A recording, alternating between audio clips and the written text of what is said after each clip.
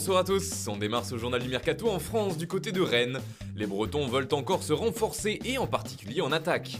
D'après nos informations, le Stade Rennais aimerait beaucoup le profil d'Islam Slimani et un accord serait proche d'être trouvé avec le club de Leicester.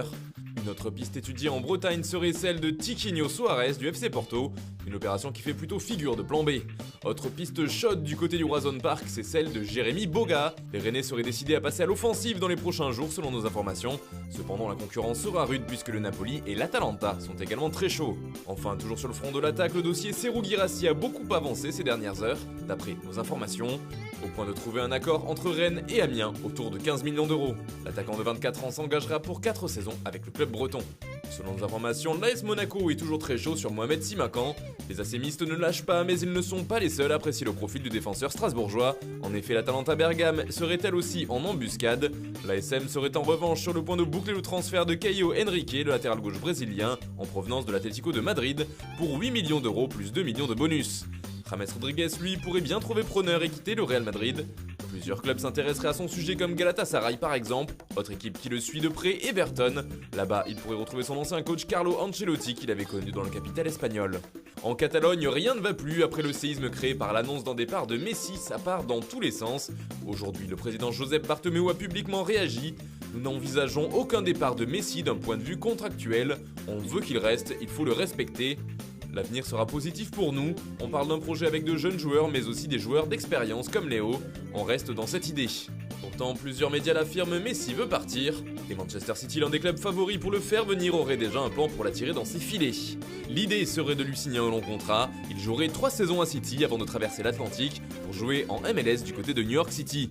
Messi serait ainsi pour les années à venir la vitrine du groupe City Football Club. D'ailleurs, les Mancuniens seraient prêts à faire une offre d'environ 150 millions d'euros au FC Barcelone pour faire accepter de lâcher Messi. Il y a également la possibilité d'inclure d'autres joueurs pour faire baisser le prix, comme notamment Eric Garcia ou Angelino, qui plaisent beaucoup au Barça. D'autres clubs seraient sur les rangs pour signer la Pulga comme Manchester United et bien sûr l'Inter, qui est évoqué depuis de nombreux mois. Enfin, le nom du PSG a également été mentionné, mais une telle opération serait financièrement impossible à réaliser, et Paris ne serait pas partant pour tenter le coup. Que Messi parte ou pas, il devrait bien y avoir une vague de départ, le club catalan veut dégraisser et pourrait se séparer de plusieurs cadres. Il y a d'abord Luis Suarez, l'attaquant uruguayen n'est plus du tout désiré, et Ronald Koeman, le nouveau coach, lui aurait signalé qu'il ne comptait pas l'utiliser. Au milieu de terrain, Arturo Vidal et Ivan Rakitic, eux aussi, feraient partie des joueurs sacrifiés par les Blaugrana. D'ailleurs, le Croate pourrait bien revenir à Séville, les deux clubs auraient entamé les négociations.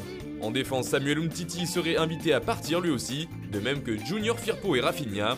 Jean-Claire Todibo, lui, est annoncé sur le départ et d'après nos informations, le Stade Rennais et l'AC Milan seraient les plus intéressés. En revanche, Jordi Alba et Gérard Piqué étaient évoqués comme possibles victimes de ce dégraissage forcé, mais finalement, ils ne devraient pas bouger. Même chose pour Sergi Roberto.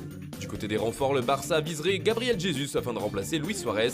D'ailleurs, le Brésilien ne serait pas contre un départ pour la Catalogne. L'autre nom qui revient avec insistance du côté de Barcelone, c'est celui de Lautaro Martinez. Le transfert a fait les gros titres cette saison, finalement il n'est jamais venu. Mais avec le départ de Suarez, il aurait la place de titulaire en pointe avec les Blaugrana.